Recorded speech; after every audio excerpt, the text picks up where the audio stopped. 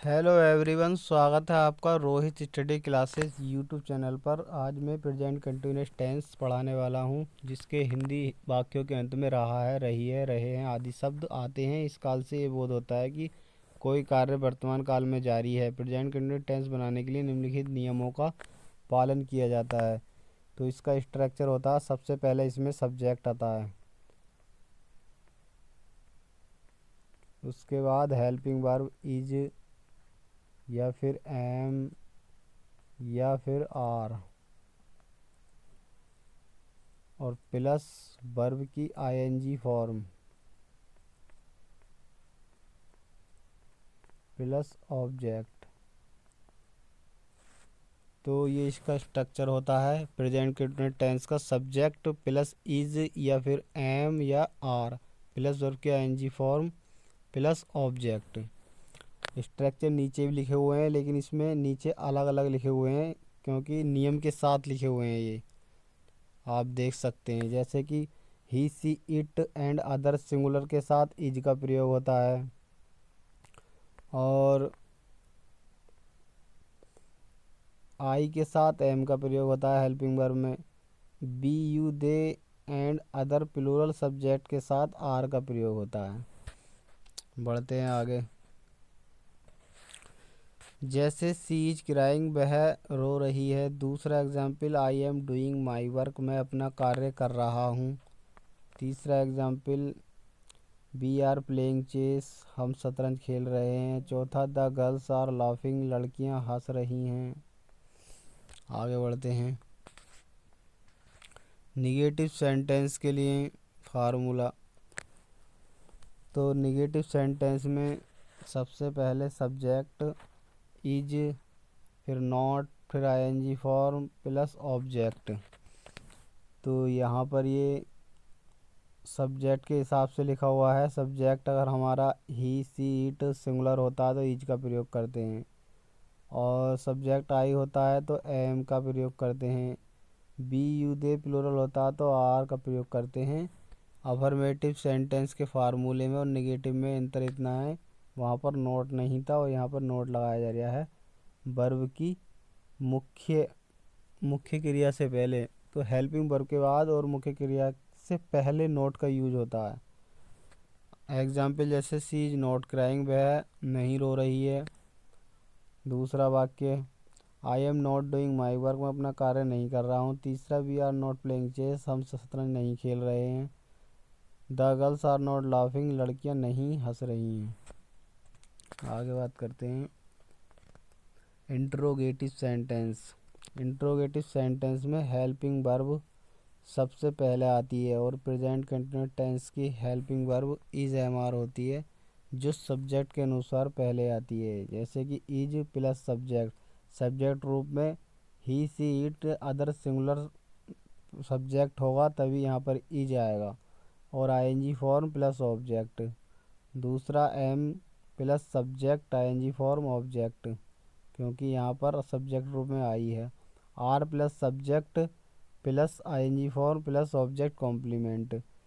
तो यहाँ पर आर का प्रयोग होगा क्योंकि यहाँ पर सब्जेक्ट रूप में बी यू दे है। कहने का मतलब ये है, अगर he she it other singular subject है तो इज का प्रयोग होगा, जैसे कि अफर्मेटिव और नेगेटिव सेंटेंस में हुआ था। वही नियम यहाँ पर भी काम करेगा। आई के साथ एम और बी यू दे तथा प्लूरल सब्जेक्ट के साथ आर का प्रयोग। अगला एग्जाम्पल है, जैसे कि इंट्रोगेटिव सेंटेंस के लिए एग्जाम्पल हैं।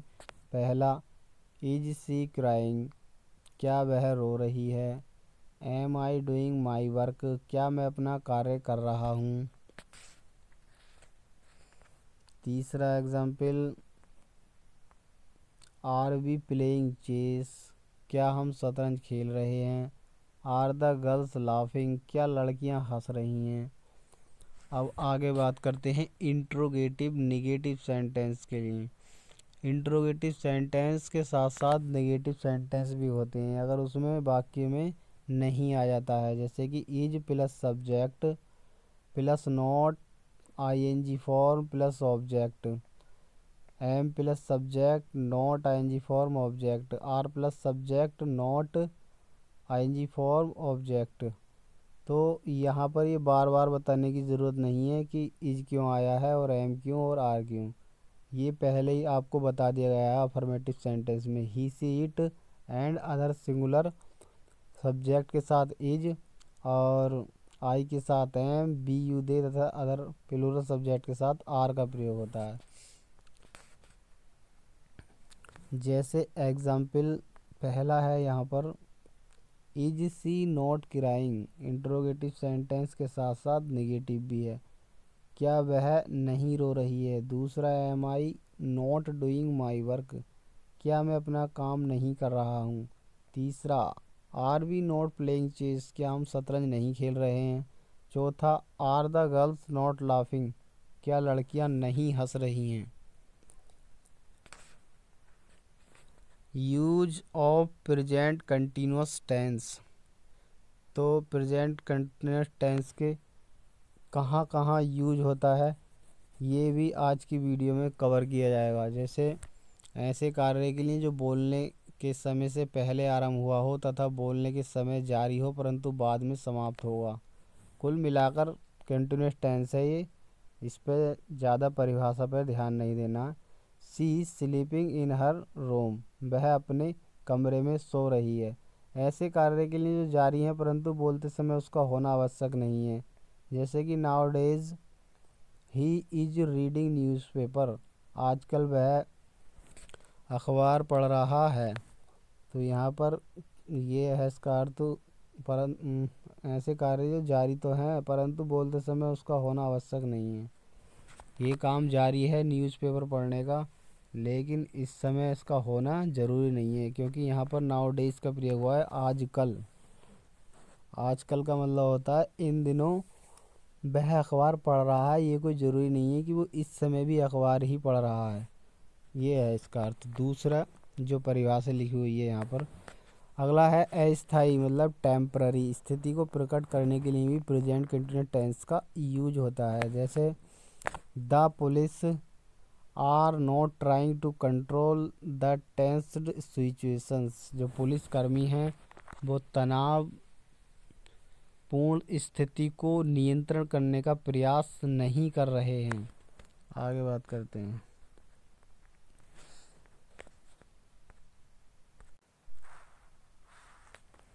भविष्य की किसी तत्काल योजना को प्रकट करने के लिए प्रेजेंट कंटिन्यूअस टेंस का यूज किया जाता है। जैसे कि she is going to Dubai the day after tomorrow, वह परसों दुबई जा रही है। अगला और लास्ट प्रयोग है इसका, विकास या उन्नति को दिखाने के लिए। जैसे कि the health of my mother is improving day by day, मेरी माता का स्वास्थ्य दिन प्रतिदिन सुधर रहा है, इम्प्रूव हो रहा है। तो यहाँ पर विकास या उन्नति दिखाने के लिए प्रेजेंट कंटिन्यूअस टेंस का यूज किया गया है। भविष्य किसी तत्काल योजना को प्रदर्शित करने के लिए, तत्काल जैसे तुरंत ही, जैसे she is going to Dubai, Dubai जा रही है, द डे आफ्टर टुमारो, परसों को। और इसके साथ साथ कुछ वर्ड दे रखे हैं नीचे जिनका प्रयोग प्रेजेंट कंटिन्यूअस टेंस में होता है। जैसे कि at the moment, just, just now, right now, look, listen के साथ प्रेजेंट कंटिन्यूअस टेंस का प्रयोग होता है। तो ये कुछ वर्ड हैं जो प्रेजेंट कंटिन्यूअस टेंस में यूज किए जाते हैं। वीडियो आपको पसंद आई हो तो लाइक करो, चैनल को सब्सक्राइब करो। वीडियो देखने के लिए बहुत बहुत धन्यवाद।